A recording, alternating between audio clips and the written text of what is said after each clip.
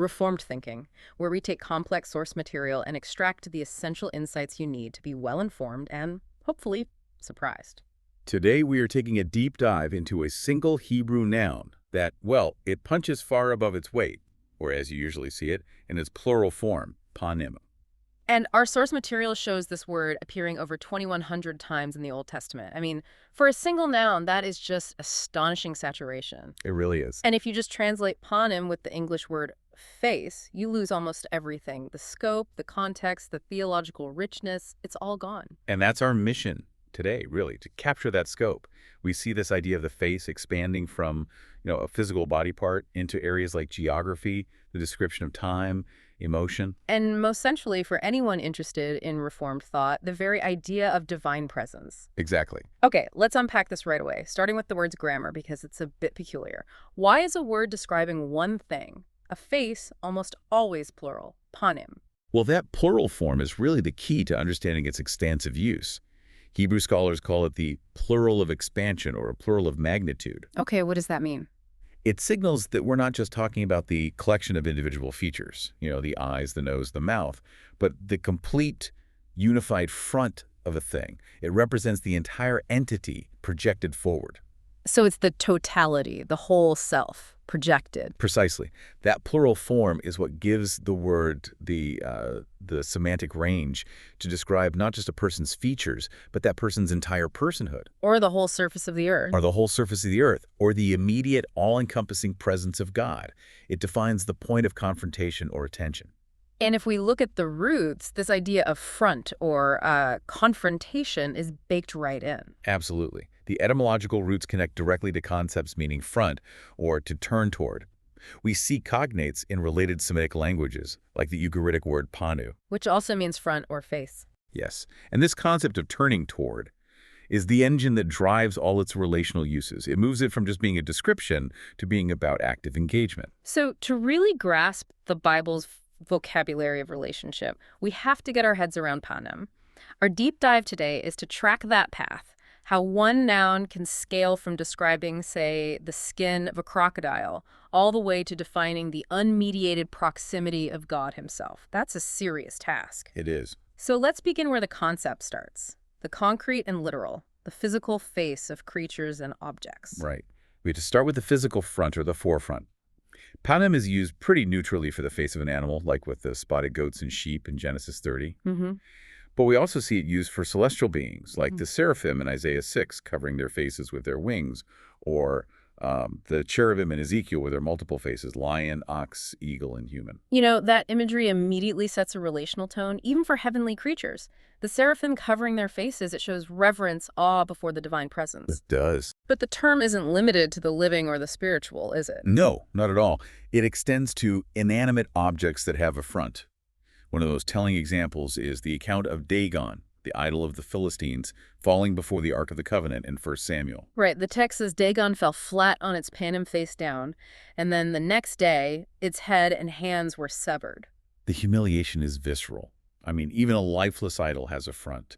And that front, its projected presence, is just utterly negated and broken before the actual living presence in the Ark. It really sets up this power dynamic that we're going to see over and over. When one presence encounters a greater one, the lesser one falls on its face. And in the human context, that's exactly what happens. The physical action of falling down on one's face, nafal al Pāneh, is the ultimate expression of submission or worship. It's the body language of absolute deference. It is. Abraham falls before God in Genesis 17. Joshua prostrates himself before the captain of the Lord's army in Joshua 5. It's more than just kneeling. It's recognizing that the other person's presence, their panim, is so great that you have to completely flatten your own presence beneath them. And we also see the opposite, right? Turning the face away, her sub-panim. Yes, in 1 Kings 8, for example, it signals a deliberate change in attention, a choice to disregard someone. It shows that the direction of the gaze is inherently relational. It establishes who is engaging whom. Which is why the face is never just a feature, it's a canvas for communication. That's a good way to put it. So let's talk about that communication. Panim so quickly becomes the central way to convey a deep personal state, a window to the soul, showing intent, despair, or joy. Look at the sheer force of intention captured by that verb phrase, to set the face, shim panim. This moves the meaning from just a physical location to a firm resolve or intention. It's the projection of the will. Help me understand the insight here. I mean, in English, we say we set our mind on something. What's different when the Hebrew writer says Jacob set his face to go to a destination in Genesis 31? The difference is that in Hebrew thought, resolve isn't just a mental effort. It is a physical projection of your entire being. When you set your face, you're orienting your whole self, your presence, your will, your direction toward that goal. So there's no turning back. There is no turning back. It is an unbending forward motion. And that focus can become threatening, can't it? Particularly in the context of divine judgment. It can, yes. Yeah. We see this often in the prophets. When God or the prophet is described as setting the face against a nation or a person, like in Ezekiel 6, it's a statement of unalterable, immediate, and direct judgment. It signals the complete opposition of the divine will. And moving from resolve to distress, the face communicates misery and shame just as clearly. Yes, the face is the site of public disgrace. Bushet panim, public disgrace or shame, is literally the dishonor showing on your face. We see it in Jeremiah and Daniel. Shame is inherently public. It's the negative self revealed through one's panim. Like the gloomy face, the panim rum in Genesis 40, which just reflects the baker's internal distress. His face gave away his anxiety. Right, and the defiance against that shame is captured just as clearly. The source mentions as panim, meaning grim-faced or defiant, and kashe panim, hard-faced or obstinate. These phrases define a moral condition, the refusal to submit or feel shame, all reflected in the countenance. Yet, the most desired state is the opposite of shame. Joy and favor, which are almost always described with the imagery of light. That's right. Or panim is the light of the countenance, signifying a bright, glad face, like in Proverbs 16. It's a beautiful image. I'm thinking of Ecclesiastes 8, where a wise person's wisdom brightens their face, asha panar. It implies that internal goodness or wisdom physically radiates outwards. It makes the presence of that person more appealing. It's the visual sign of peace and of being in right standing. And this metaphorical link light equals favor is absolutely critical, because it's the exact language used later when we discuss the greatest divine blessing. So if the face communicates the state of the person, then it's a small, logical step for panim to become a substitute for the person itself. That's the full metaphorical extension that's enabled by that plural of expansion. If you attach a pronominal suffix to panim, it often signifies the person, you yourself, or himself. Like in 2 Samuel 17, where Pāneh means you yourself. Or Deuteronomy 7, when God repays the wicked el Pāneh, it means he repays them directly, in person, with no go-between. So seeing someone's face, panim, becomes the technical term for meeting them, or entering their presence. We see this when Joseph's brothers are brought before Pharaoh. They aren't just looking at his features, they're brought into his royal presence. And this immediately brings us to the world of law and justice, where the idea of the face determines accountability. Right, and this is where we hit a fascinating tension. The law condemns several practices related to the face. Hikir panim, or hadar panim, recognizing or showing respect to the face. Yes, these phrases, when applied to judges, condemn showing partiality or bias. Leviticus 19 and Deuteronomy 1 explicitly prohibit this. So if panim means the person, how do we reconcile that? I mean, showing respect is generally a good thing, but showing respect to the face is condemned. Well, the insight is that in the courtroom, the judge must only regard the law and the facts, not the social status or wealth of the person before him. So when a judge respects the face, they are allowing the presence, the social standing, the wealth projected by that person's panim to sway the judgment. The righteous judge has to ignore the face, be blind to the person's status, to uphold justice fairly. We also see that legal term, lifting the face, nashamim. Right.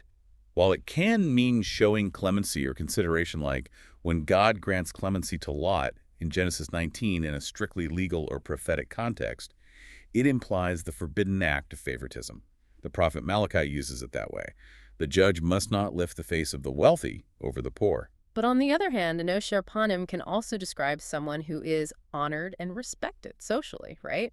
Someone with an elevated countenance, like Naaman in 2 Kings. Exactly.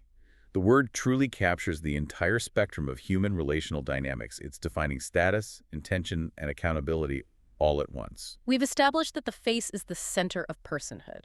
Now let's take that idea of the plural of expansion and transition panim out of the realm of the living and into the physical world to its spatial and dimensional uses. Right. If the human face is the front of the person, It makes perfect sense that panim also describes the front of an object, or even the vast front, the surface of creation itself. It's all about orientation. In architecture, it's the facade. We see panim defining the front of the tabernacle curtains in Exodus, or the detailed description of the temple's facade in Ezekiel. It's the foremost, forward-facing part of a structure. And in a military context, it's the front line, the point of confrontation. Pāneh hamaloma is the battlefront. The vanguard of an army. The vanguard of an army, or terrifyingly, the front of that locust swarm in Joel.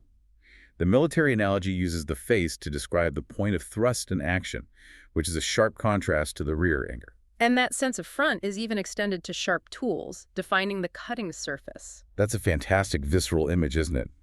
The front of a sword, Pāneh, is its sharp edge in Ezekiel, and the front of an axe, panim, is its sharp edge in Ecclesiastes. Wait, hold on. So when a prophet says God has sharpened his sword, that sharpness, the act of cutting edge, is literally defined by the face. That's incredible imagery.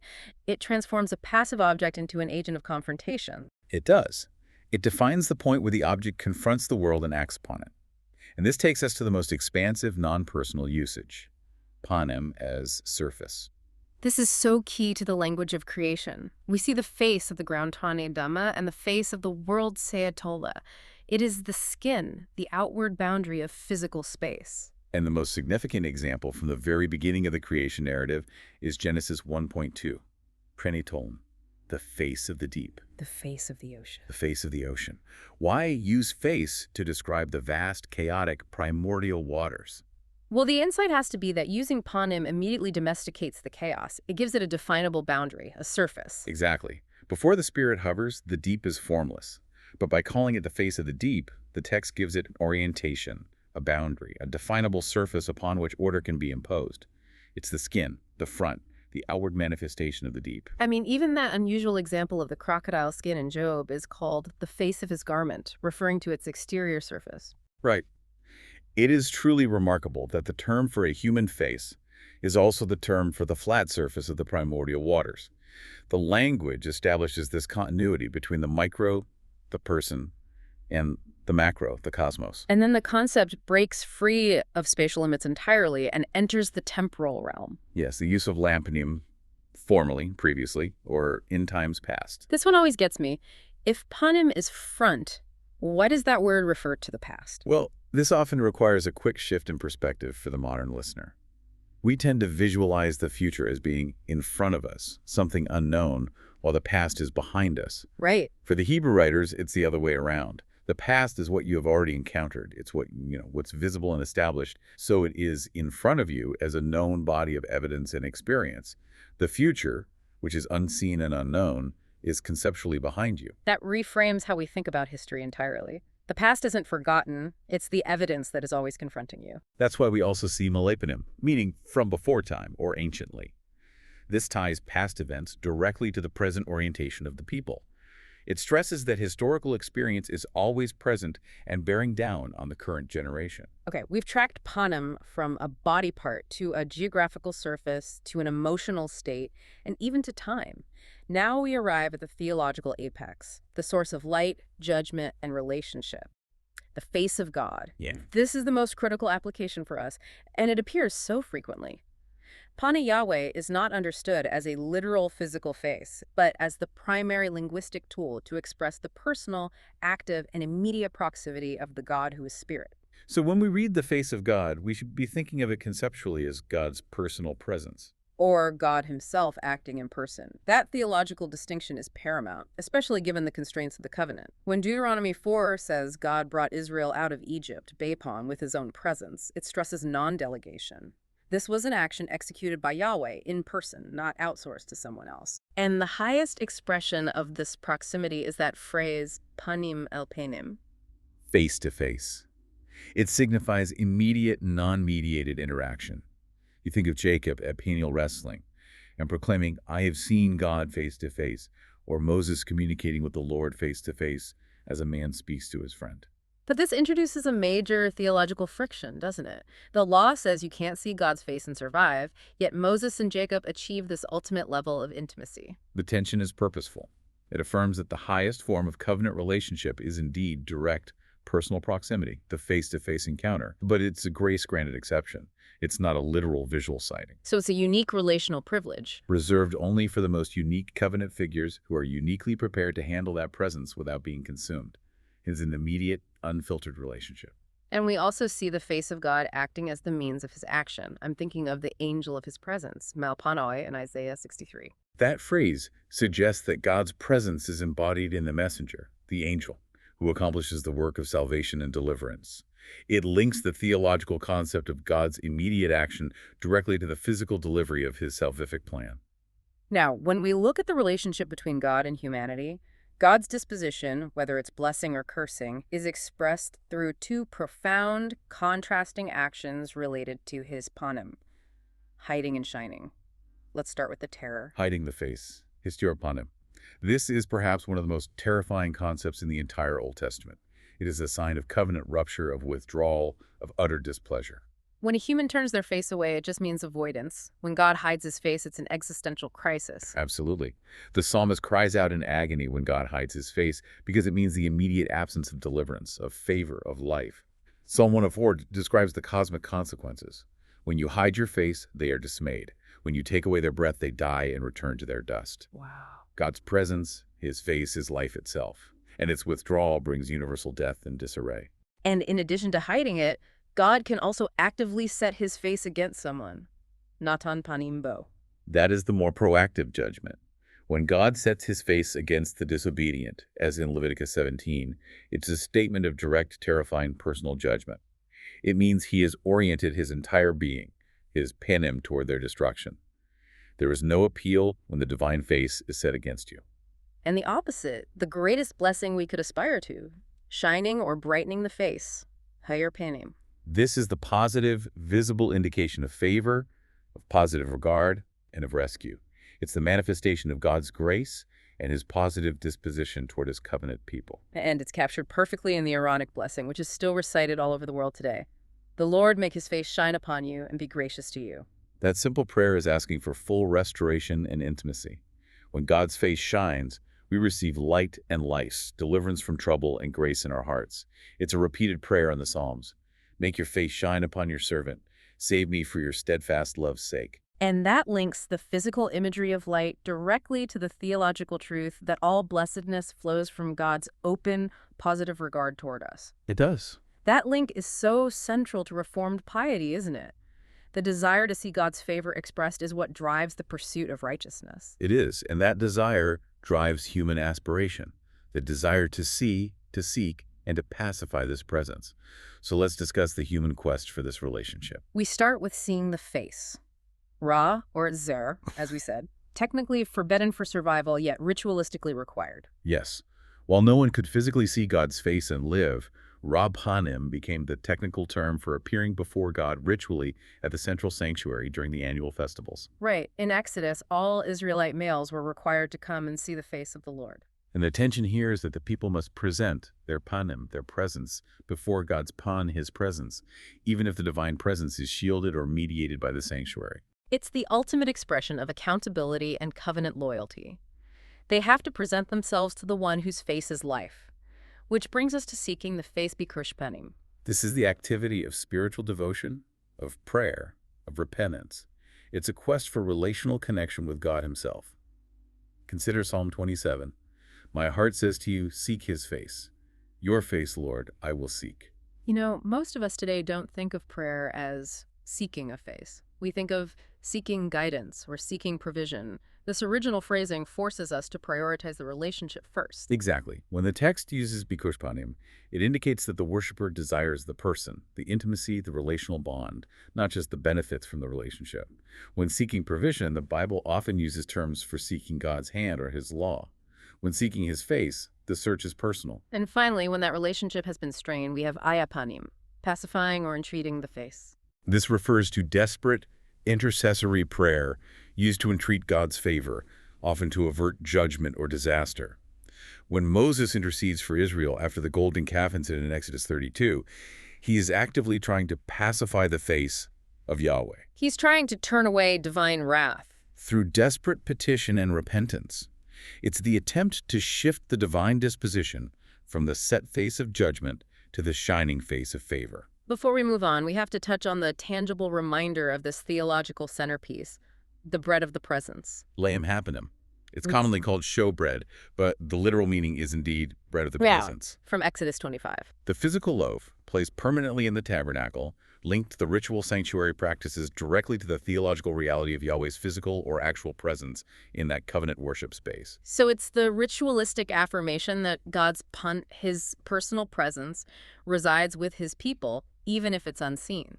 Exactly. And the table it rested on was similarly called the table of the actual presence, Shule and Hepanim. The ritual object stands as a constant, tangible reminder of the invisible relational reality. All right, so the vast majority of those 2,100 occurrences of panim appear when the noun is hooked up to prepositions. This transforms the noun into a particle that structures space, morality, and causation. It governs daily life and covenant accountability in the Old Testament. That's right. And we should start with eth lifni, the most common usage, which means before, in the presence of, or in the sight of. Lepun fundamentally establishes the environment of accountability. It means that all actions are conducted openly, with the solemn understanding of Yahweh's active awareness. Yes, and this is the Hebrew concept that gives us the Latin theological term coram Deo, living before the face of God. When a covenant action is framed by Pāneh Yahweh, it means there is no neutral ground. All human action happens under the immediate eye and regard of God. The examples are comprehensive. In the legal and moral sphere, doing what is good, Pāneh Yahweh, means doing it according to his judgment and his estimation. Right, and that phrasing carries a greater solemnity than just Pāneh, which is in the eyes of. Lapon carries the weight of God's actual active presence. So when David tells Solomon to walk before the Lord, halal Pāneh Yahweh, he means leading a life entirely approved and regulated by God's standards, lived in full transparent view. This isn't just a suggestion, it's a covenant requirement. It's a life lived on the record. We also see Pāneh Yahweh framing acts of worship, sacrificing, praying, weeping in the sanctuary, and even in settings where laws are laid out. Moses sets laws, Pāneh the people, propounding them for acceptance and choice, making them visible and undeniable. And Pāneh also governs hierarchy and access, right? To stand Pāneh a king means to minister to him or to be in attendance. It is the terminology of court etiquette, the privilege of access to the person's presence. And in a slightly weakened sense, it means at the disposal of. When Abraham is told the whole country is Laponica, at your disposal, or before you, the presence implies readiness for use. The land is laid out in front of the user, ready to be chosen. Next, we move to sovereign mipne, from the face presence of. This preposition often carries a powerful causal meaning, because of, or for fear of. When mipne describes literal motion, it denotes running or removing oneself away from the presence of another. Hagar runs away mipne Sarai in Genesis. God promises to expel the inhabitants mipne Israel, clearing the land for them. The core idea is removal due to confrontation or fear. But I find the causal use more illuminating. Why does the Hebrew use from the face of to mean because of? Well, the insight is that the cause or the presence of a thing forces the result. The effect proceeds directly from the confrontation. So the violence that filled the earth in Genesis was mipneim, literally from their face, but meaning because of them. Precisely. Their negative presence on earth forced God's reaction. Pharaoh's land was destroyed, mipneh the plague of flies. The presence of the flies caused the destruction. Even inanimate objects respond this way. Trees sway mipneh ru because of the wind. The word identifies the inescapable source of a negative result. Finally, let's tackle el frone, which generally means on the surface of, or in front of. In its most straightforward, concrete sense, el frone is strictly spatial. It's used for the surface of the earth, el frone halfena, or the surface of the waters, el frone hamayim. It's purely locational. It can also denote position, like a vestibule standing el fren, the main building. But the critical theological application of el frone is in the Decalogue, Os frone el frone, you shall have no other gods before me. From Exodus 20, this is where a simple preposition becomes a cornerstone of covenant theology. It does. The English translation often uses before me or besides me, but the original Hebrew is loaded with conflict. Does alpane mean in front of me, in defiance of me, or to my disadvantage? The debate hinges on the sense of al. In this context, given the exclusive nature of Yahweh's claim, the meaning strongly affirms the rejection of any deity existing in parallel, or worse, in open contention with Yahweh. which aligns strongly with our tradition. We understand this as the prohibition of idolatry in general, emphasizing God's utter sovereignty and exclusivity. Having other gods Pāneh is not just adding them to a list. It is performing an act of hostile confrontation. It's doing something directly to the disadvantage of the ever-present, watchful God. The term reinforces that the covenant relationship is absolute. All acts of false worship are performed directly in God's sight in defiance of his person, his panim. This deep dive into panim has been astonishing in its semantic scope. We started with the literal features on an animal's head, moved through orientation, emotion, temporal depth, and arrived at the central matter of divine theology and covenant law. And the linguistic shift is the key takeaway here. Panim begins as a concrete physical body part, then describes physical disposition, front, edge, surface. Then it shifts to psychological state, joy, anger, resolve. And finally, it embodies the entire concept of God's personal presence and the covenant relationship he initiates. The word functions as a bridge. It takes the reality of an incorporeal God and makes his proximity and personal involvement accessible and understandable to the human mind. It grounds these abstract concepts like grace and judgment in relatable imagery, like the light or the shadow of a face. It's the ultimate linguistic tool for stressing proximity and accountability. Whether describing Moses communicating with the Lord face-to-face or the requirement to act justly lepana Yahweh, the word constantly forces you, the listener, to grapple with the immediate involvement of the divine in every sphere of existence. So, what does this saturation of presence mean for us today? We've established that the entirety of life, whether it's running from danger, miptane, maintaining an honest life lapani, or seeking reconciliation, ia panim is fundamentally conducted in the presence of God. Well, our heritage identifies the chief goal of man as glorifying God and enjoying him forever. If the greatest blessing we can ask for is the light of God's countenance, his shining face in number 6, and if all we do from our private thoughts to our public moral choices is occurring lepana Yahweh in the sight of God. Then what changes? What changes in your approach to everyday action when you recall that you are never outside of the divine purview? That is the question you are left to ponder. How does the perpetual, inescapable presence of God's panim, his person, his full attention, and his set intention structure, your thoughts and your actions from this moment forward? Thank you for joining us on this deep dive into presence. Until next time on Reformed Thinking.